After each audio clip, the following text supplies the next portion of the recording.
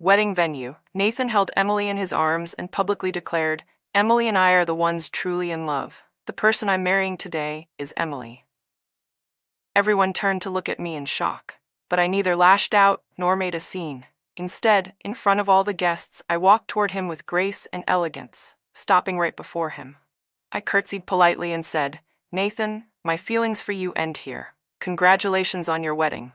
And this time, I won't let my blind love destroy my life and family again." As soon as Nathan's firm words fell, a collective gasp spread through the crowd.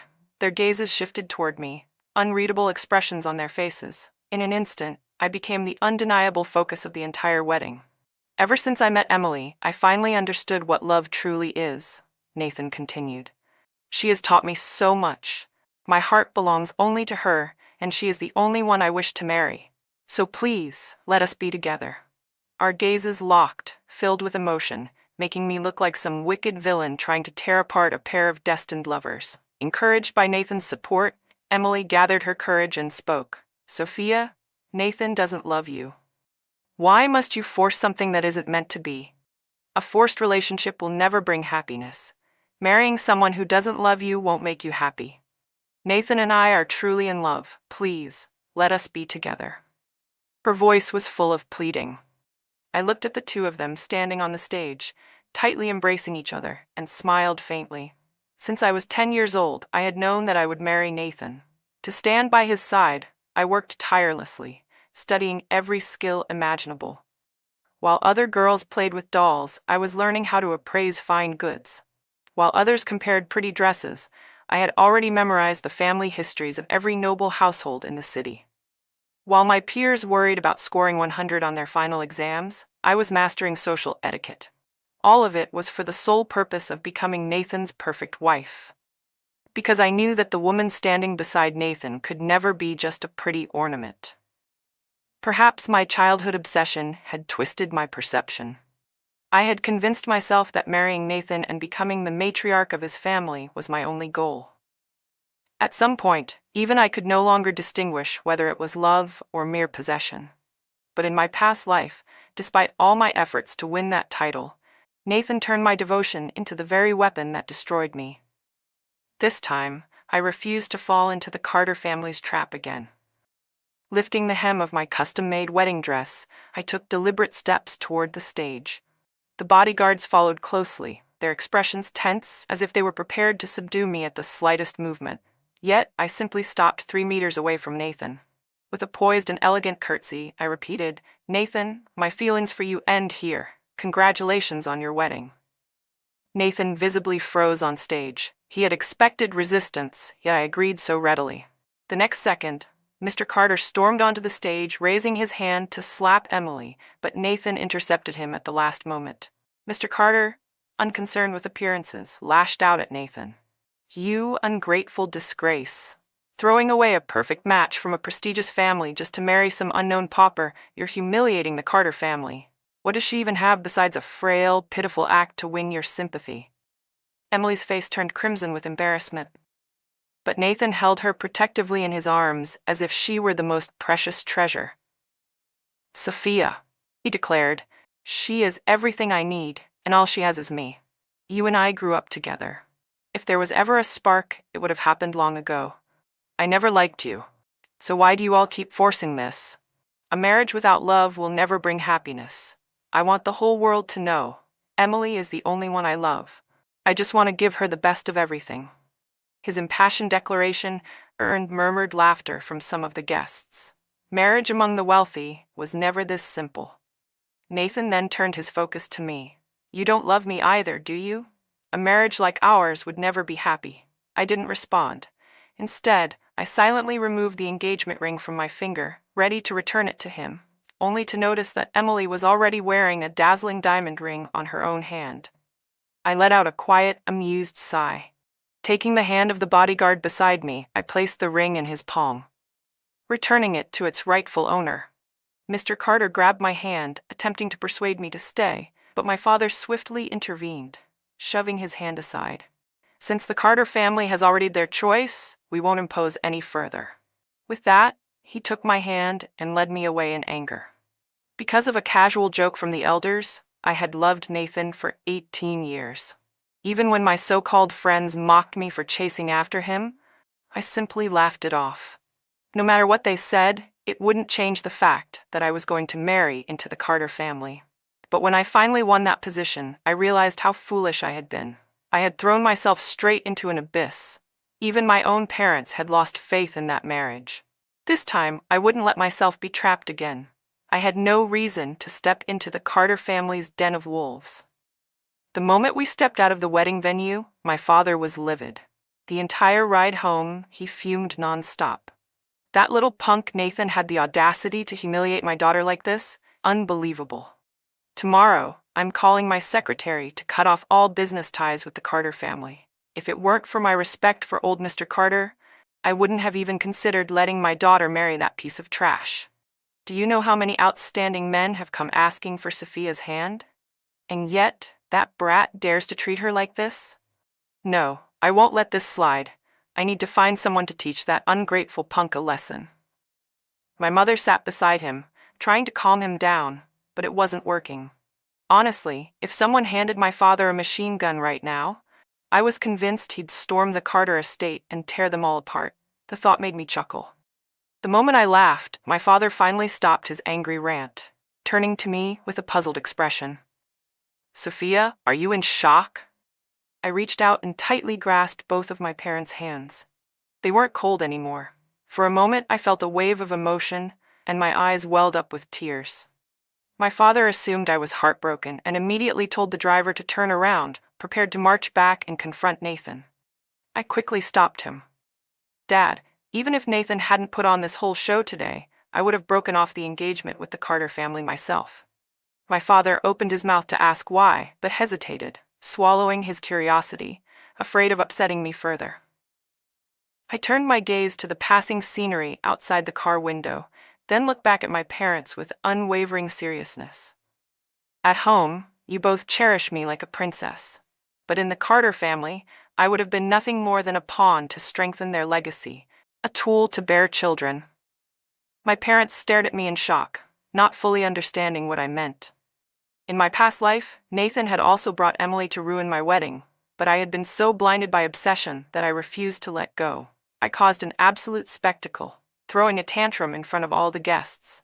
My wedding dress was torn, wine glasses were shattered, and the beautifully arranged venue was left in ruins. In the end, under pressure from all sides, Nathan grudgingly married me, resenting me every step of the way.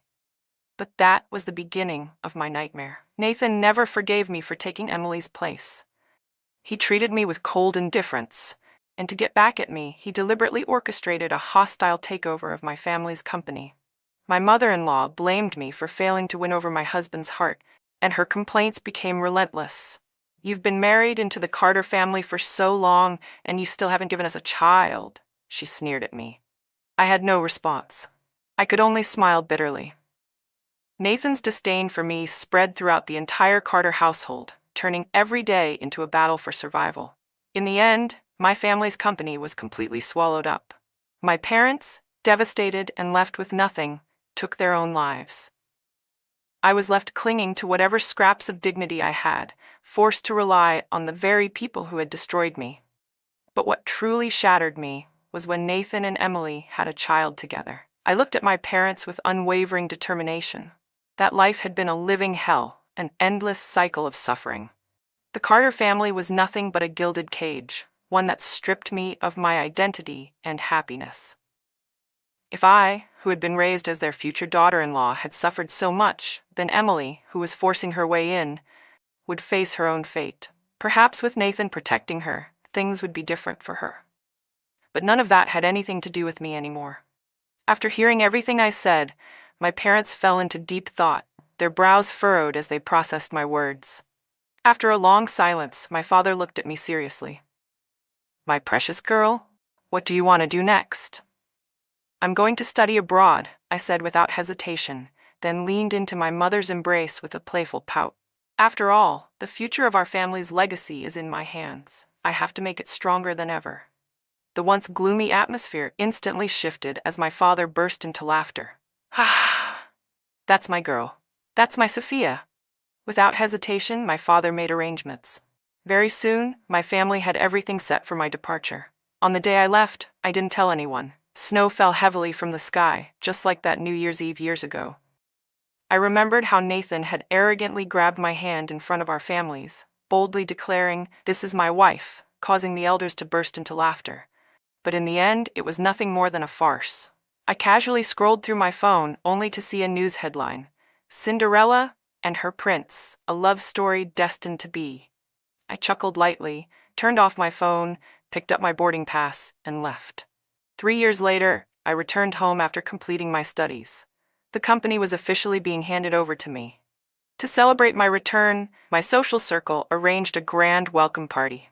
Over the years, I had developed a taste for fine wine, so my best friend Lily chose an upscale bar for the gathering. However, the moment I arrived, I spotted Nathan sitting in a corner. He saw me too. Our eyes met and his brows furrowed slightly. Why was he here? Lily shrugged. You know how small our circle is. The moment news spread that you were back, it didn't take long for it to reach the Carter family. I nodded. It was true. Our social circle was so tightly knit that even the smallest movement became public knowledge within minutes, especially when my parents were so fond of talking about me. I glanced in Nathan's direction. He looked distant and unapproachable. Emily didn't come with him? I asked. Lily leaned in and whispered in my ear, "Don't even mention her. She's practically the biggest joke in our entire circle now. Anyone associated with her is bound to suffer. Nobody wants to be anywhere near her." I frowned slightly, but Lily didn't elaborate further. Instead, she playfully pushed me toward the crowd. "Tonight, no one gets to be reserved. As the guest of honor, you have a responsibility to enjoy yourself." At her words, the others eagerly joined in, raising their glasses to toast me. I smiled and accepted each one gracefully. For the past 3 years, I had poured every ounce of my energy into my studies, devouring books as if I had 8 brains working at once. Now that I was finally back, I figured I deserved to let loose a little. But just as I was about to take another sip, Nathan suddenly snatched the glass from my hand. "You're not good with alcohol. Don't drink so much." I didn't appreciate his concern. I simply took the glass back. Nathan tried to grab it from me again, but I dodged effortlessly. Smiling, I said, "Mr. Carter, please don't break the rules. I really dislike men who make decisions for me." He was visibly taken aback by my response, clearly not expecting it. Social gatherings like these were second nature to me now. I handled them with ease. I didn't need sympathy, nor did I need a prince to protect me. I turned and continued my conversation with the air of a real estate tycoon, raising my glass to toast him. Meanwhile, Nathan followed half a step behind me, staying close, but I didn't spare him another glance. Suddenly, someone in the crowd gasped, "Look at the fireworks." I turned my head and saw a dazzling display lighting up the night sky. Red, white, gold, colors bursting in a mesmerizing dance. Nathan moved beside me, holding his glass of wine. He leaned in slightly, his voice low in my ear. "Do you like them?" I said nothing. He smiled faintly.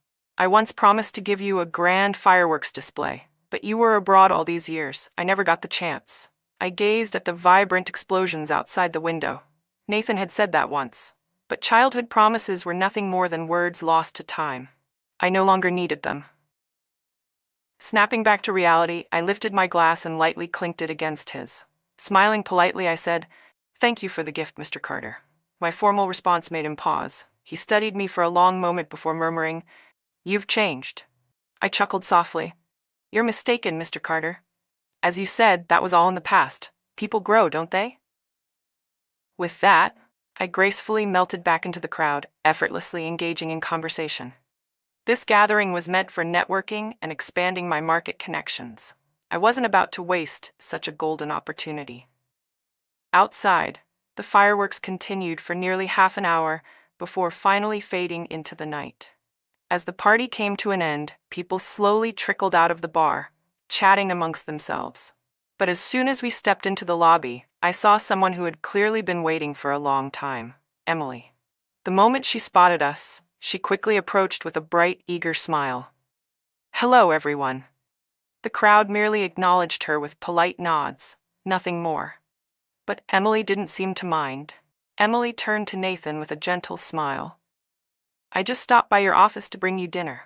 Your secretary said you had a gathering tonight, and since I happened to be passing by, I thought I'd come pick you up."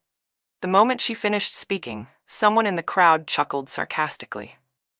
"Looks like Nathan is really lucky. Even his soup has to be personally delivered by Mrs. Carter. We can't help but envy him." Though they said it with admiration, the undertone was filled with mockery. Nathan's expression turned cold as he shot Emily a sharp look. "Didn't I tell you not to wander around unnecessarily? Do you think my words are just background noise? Do you enjoy parading yourself around in public? You're constantly embarrassing me." I was surprised by how ruthlessly he scolded her. Emily quickly put on her usual pitiful expression. "Your stomach isn't in good condition, and you've been drinking. I was worried about you, so I brought you some freshly made soup. Please drink it while it's still warm." In the past, Nathan would have fallen for this act instantly, but now he only glanced at her indifferently, his patience clearly worn thin. Wasn't this the woman he had fought so hard to marry? It had only been 3 years, and yet. Lily scoffed beside me, her voice dripping with sarcasm. I gave her a questioning look, and she leaned in to whisper, "Nathan and Emily used to be inseparable. He took her everywhere, as if he wanted to announce to the whole world that she was the love of his life. But do you know what they say about people who are beyond saving?" She let out a soft chuckle before continuing. 2 years ago, at a charity gala for animal conservation, she showed up wearing real fur. The organizers were so furious that they kicked her out on the spot. Then, during the Carter family's annual company banquet, her impoverished relatives barged in, demanding Nathan give them jobs. His parents were so enraged that they publicly humiliated Emily, calling her a walking disaster, and kicked both of them out of the family estate. Nathan, who values his reputation more than anything, must have felt like she was slapping him in the face over and over again. No wonder he looks like this now. I listened to Lily's animated storytelling without any particular reaction. Indeed, Nathan was a man who cared deeply about his image. Everything Emily had done was a direct insult to his pride. It wasn't surprising that their relationship had soured. Before Lily could finish, Emily suddenly stepped around Nathan and walked up to me. Her expression was hostile as she sneered, "Miss Jane, I heard you just returned from abroad. What a coincidence to run into you here." I met her gaze steadily. Though she was dressed head to toe in luxury brands, her outfit screamed desperation, as if she was trying to wear her wealth like a badge of honor. Had Nathan not hired a stylist for her? I found it amusing but ultimately unimportant. I gave her a polite smile, intending to walk away without engaging further. But before I could take another step, Emily suddenly slapped me across the face. "You shameless homewrecker." I froze in place. The entire room fell into stunned silence. Bookmark, Lily immediately stepped in front of me protectively. Nathan stormed forward in an instant and shoved Emily aside. "What the hell is wrong with you?" Emily's innocent facade shattered as she glared at me with fury. "If it weren't for her, would we have ended up like this? Everyone says she's your first love, the woman you've never been able to forget. She left the country, so why did she have to come back? Is she trying to ruin our marriage? Why should I be polite to a homewrecker? Can't find a man of your own, so you have to seduce someone else's? And don't think I don't know, those fireworks tonight were for her, weren't they?" Before she could say another word, Nathan slapped her across the face. "You," Emily clutched her cheek in shock. "You actually hit me over her? Do you even remember who your wife is?" Nathan raised his hand again, clearly furious, but I caught his wrist before he could strike her a second time. He looked at me in confusion, but I ignored him, my gaze fixed on Emily, who had collapsed onto the floor in hysterics. "If I remember correctly, you were the one who dragged my groom away from my wedding 3 years ago," I said, my voice calm but cutting. "Don't assume that everyone is like you, eager to steal what belongs to others." Then I turned slightly, casting Nathan a cold glance before looking back at Emily. "Besides, I have no interest in second-hand goods." My tone was crisp and deliberate. "But if you ever slander me again, I'll make sure you can't stay in this city." With that, I gave Lily a subtle signal. Almost instantly, someone stepped forward and restrained Emily. I walked up and slapped her twice, the crisp sound echoing through the lobby. Emily had no chance to retaliate. She could only glare at me with hatred, her face flushed with humiliation. I adjusted my sleeve and turned to Nathan. Control your dog. Next time, it won't just be 2 slaps. The next morning, gossip about the incident exploded across every major social media platform. The scandal had officially made the headlines. The very first day I returned home, I became the center of public attention. But unfortunately, it was all for the wrong reasons. The courageous Mrs. Carter slaps the mistress to defend her marriage. Cinderella's fairy tale crumbles. The Carter heir falls for another woman. Was Cinderella's unhappiness after marriage caused by the mistress? I didn't need to think twice to know exactly who was behind these headlines. My father was so furious that he smashed an antique vase I had bought for his office. "This is outrageous," he roared. Just as I was about to calm him down, my phone rang. It was Nathan. "Sophia, my mother would like to invite you to our home for dinner. She wants to personally apologize to you." I was silent for a few seconds before finally agreeing. The Carter family was still one of the most powerful in this city. I couldn't avoid them forever, especially in business, where our paths would inevitably cross. Soon after, under the pressure my father exerted, the defamatory news about me vanished from the internet as if it had never existed. I knew that apart from my family's influence, the Carter family had also played a role in making it disappear. That evening, as I was heading to the underground parking lot after work, I heard a car honk. Turning around, I was surprised to see Nathan waiting in his car. I was taken aback. In the past, no matter how much I pouted or acted coy, he never once came to pick me up. He would always scoff and say, "You're not disabled. You can drive yourself. Why should I pick you up?" Yet now, after we had gone our separate ways, he was suddenly making an effort. I didn't overthink it. Since he was offering a ride, I might as well take advantage of the convenience. However, the moment I stepped into the Carter home, I realized something was off. The room was packed with people. It was a full-fledged family gathering. As an outsider, it felt completely inappropriate for me to be here. Just as I was about to find an excuse to leave, Nathan's mother warmly took my hand. "Sophia, you're here. You've become even more beautiful." She beamed. "I heard you've officially taken over the Jane family business. What a blessing for your parents to have such a capable daughter." She then led me to sit among the elders. I wonder which lucky man will be fortunate enough to marry such an outstanding young woman. The relatives joined in, showering me with praise. Meanwhile, Emily's situation was the complete opposite of mine. Nathan's mother beckoned, and Emily quickly trotted over, despite the clear reluctance on her face. With a forced smile, she respectfully poured me a cup of tea, her demeanor eerily similar to that of a housemaid. But no matter how much she humbled herself, it still didn't earn her Nathan's mother's approval. The scene was strangely familiar. In my past life, after being married to Nathan for years without bearing a child, his mother had grown increasingly impatient with me. Eventually, her attitude turned cold and harsh. I, too, had been forced to serve tea and endure countless humiliations.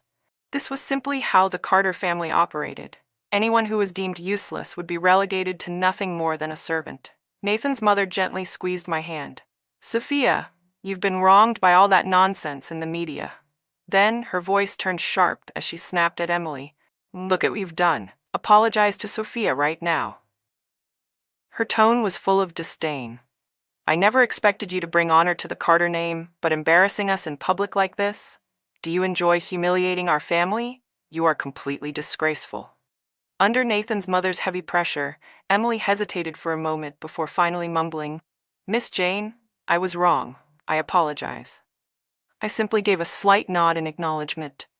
Not a single person in the room spoke up for Emily, not even Nathan.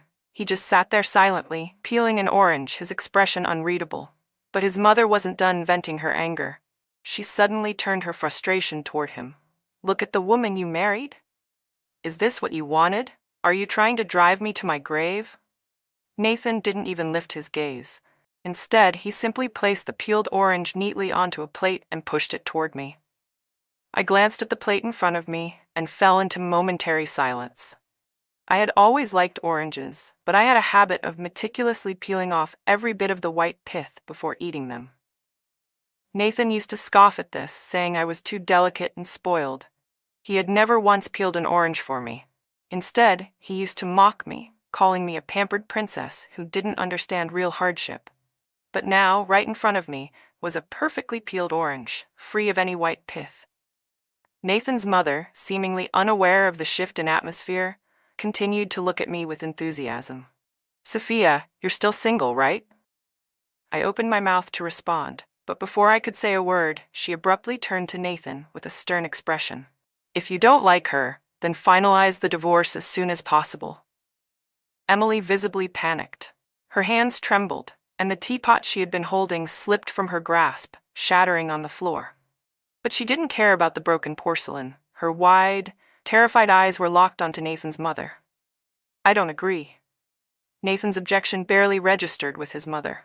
She simply rolled her eyes. "Useless. Do you really think you can cling to the Carter family forever?" Then she turned to Nathan expectantly. He cast a brief, indifferent glance at Emily before giving a slight nod. Emily instantly lost all strength, collapsing to the floor as she watched everything unfold in disbelief. She sobbed uncontrollably, but no one paid her any attention. All eyes were on me instead. As long as I agreed, the position of Mrs. Carter would once again be mine. But I had long stopped caring about that so-called prestigious title, which, in reality, was nothing more than a gilded cage. I firmly pulled my hand away from Mrs. Carter's grasp and gave her a polite smile. "I'm sorry, Mrs. Carter, but I'm already engaged." The Carter family members all looked at me in shock. Nathan's dark eyes fixated on me, as if he were searching for a flaw in my words, trying to determine if I was lying. Eventually, his mother spoke up. "Why haven't we heard your parents mention this before?" "He's not from this city," I replied calmly. "We didn't make a big announcement." At this, the curious gazes slowly withdrew, their faces filled with disappointment. Now that everything was cleared up, I had no reason to linger in the Carter home. I bid farewell to the elders politely, and this time, no one tried to stop me. However, just as I reached the front door, Nathan chased after me. "You don't need to make up a fake fiancé just to reject me," he said. "It won't do your reputation any good." Reputation? Hearing that word from Nathan's mouth was almost laughable. After all, wasn't it him who completely ruined mine 3 years ago? "I'll take you home," he added. "This place is quite far from the city. I don't feel comfortable letting you go alone." Before I could respond, a hand suddenly reached out and blocked his path.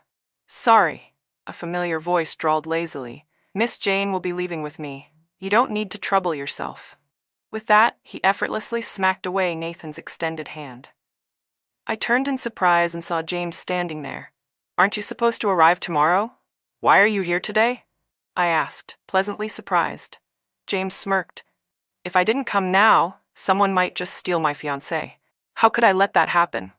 Nathan's expression darkened as he watched our interaction. "Sophia, you don't need to bring in some random boy toy just to turn me down. Since when did your taste become this bad?" I glanced at James, his perfect face, his impeccable physique. If it hadn't been for his looks, I probably wouldn't have let him completely consume me back then. "You call this bad taste?" I raised an eyebrow. "Nathan, you're as blind as ever." Hearing this, James looked like he was about to lose his temper.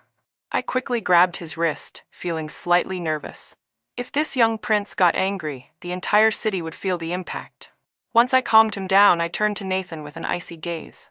"Regardless of your relationship with Emily, she is still your wife, for now. She was humiliated in front of everyone, and yet you just stood there, doing nothing."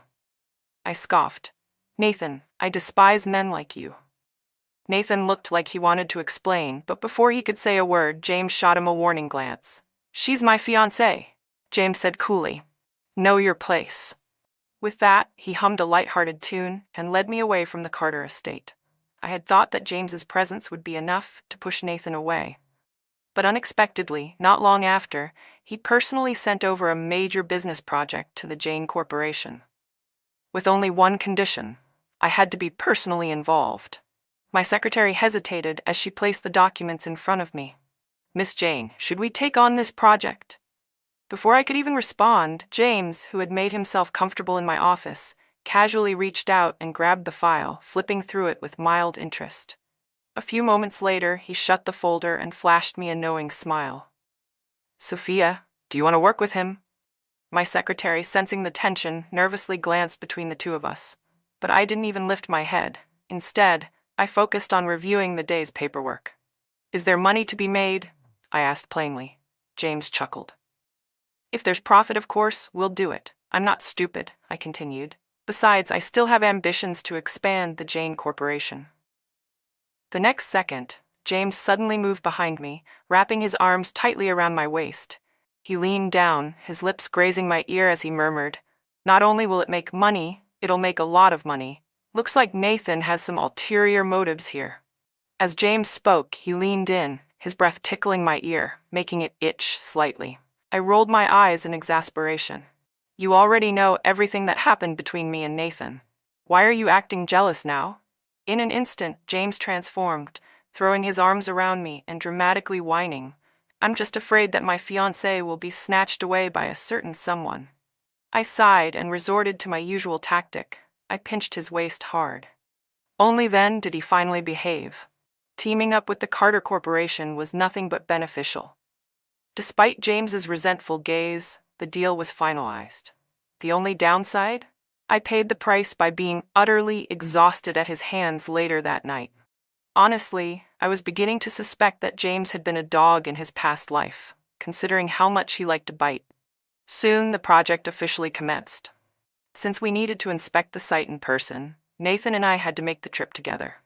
I spent the entire journey reviewing documents focused on my work, but Nathan kept glancing at me from time to time, clearly in a good mood. "Sophia, do you remember the last time we came to Ningtown?" he suddenly asked. I looked up at him, puzzled. He smiled slightly. "Back in high school, we came here for a camping trip. You twisted your ankle while hiking and stubbornly insisted that I carry you back." His voice carried a hint of nostalgia. By the time we reached the hospital, I was so exhausted I could barely breathe. I turned to look out the window at the familiar scenery. The memory came back to me. Back then, when I sprained my ankle, Nathan had been full of complaints. "How can you be so clumsy? Who even manages to twist their ankle just from hiking?" Later, when the teacher scolded him for being insensitive, he begrudgingly carried me to the nearest hospital. So this was what he was reminiscing about? Seeing that I remained silent, Nathan teased, "Was that when you started liking me?" I met his gaze, my expression devoid of any warmth.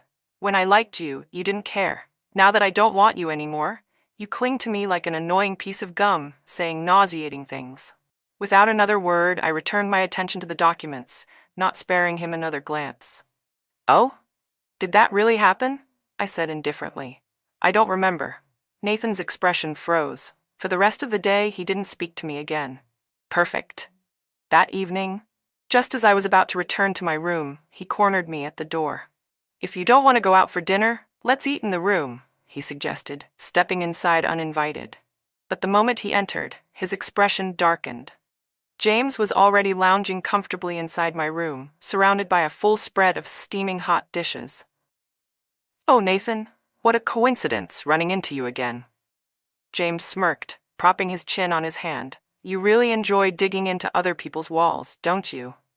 Or do you think things always taste better when they belong to someone else?" Nathan's face turned red with anger, but in the end, he had no choice but to leave in frustration. For the next few days, James stuck close to me, never giving Nathan a chance to approach. However, just before our trip ended, something urgent came up in the James family, forcing him to leave early. Before departing, he made sure to remind me, "Sweetheart, don't forget to miss me, and don't let anyone steal you away while I'm gone." He even deliberately glanced at Nathan before finally leaving. It was only after James was gone that Nathan seized the opportunity to get close to me again. "What exactly do you see in that guy?" he asked, his tone sharp. "He's nothing but a freeloading pretty boy, living off of you. He doesn't even have a real job. How could someone like him be worthy of you?" Unlike his obvious agitation, I remained completely calm. "My personal affairs don't seem to be any of your business, Mr. Carter." His words were eerily familiar, ones I had once said to him. Back then, I had tried to reason with him about compatibility. "Nathan, family background matters. People from different worlds will always struggle." But he had simply laughed. Sophia, you and Emily are nothing alike. You grew up with wealth and privilege, getting everything handed to you, even marriage. I know you look down on ordinary people like us. But Emily is different. She never had a choice about where she came from. She may not have money, but she has perseverance, determination, and a kind of beauty you will never understand. And now, was it because Emily's so-called perseverance and struggle no longer fascinated him that he was suddenly able to see the differences? So now, the same qualities that once attracted you have become a flaw? I asked coldly. Nathan looked anxious to explain himself. I've learned from my mistakes. I now understand how hard it is when a relationship is unequal. I don't want you to go through what I did. A marriage between two people of similar standing is always the best choice for someone in our position. His voice dropped slightly. Sophia, let him go. It'll be better for both of you. I merely let out a soft chuckle, not bothering to respond to Nathan. Yes, social status and compatibility were important, but who was he to say that James and I weren't a perfect match? To avoid further disturbances from Nathan, I cut the inspection trip short and returned to the city earlier than planned. However, I hadn't expected to be greeted by the explosive news of Nathan's impending divorce the moment I set foot in town. Just as I arrived at my office, Emily barged in right after me, demanding to see me. With no other choice, I had my secretary bring her to my office. The moment she saw me, she launched into accusations. You left the country. Why did you have to come back? She screeched. You willingly gave up Aiden to me back then. So why are you trying to take him away from me now? What's your real intention? We were doing fine together, and it's all because of you that he started looking down on me. I've sacrificed so much for him. Why does he still think about you? I casually flipped through the documents my secretary had placed on my desk, not even bothering to lift my head. Didn't you play the classic childhood sweetheart loses to a faded romance act back then? I asked coolly. Emily stiffened, stumbling over her words. I was just fighting for my love. Love? I raised an eyebrow. Who knows what that really is? If Nathan had been an ordinary man with no wealth or power, would Emily still have loved him? Who could say? But that was none of my business. I finally looked up and met Emily's gaze. Perhaps because she reminded me too much of my past self, I couldn't help but say, I never placed my worth or my future in the hands of a man. I never built my entire life around one person. There are so many things in this world beyond men. But Emily didn't seem to understand. You and I are different, she muttered. You were born with everything. Marrying Nathan was my only chance to escape the suffering of my past. He was the best option I had.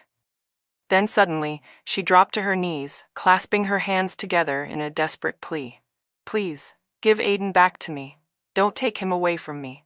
Before I could respond, Nathan finally arrived. Without hesitation, he yanked Emily up from the ground. Enough. Have you humiliated yourself enough yet? His voice was sharp with frustration. He cast me a brief, apologetic glance before dragging Emily away.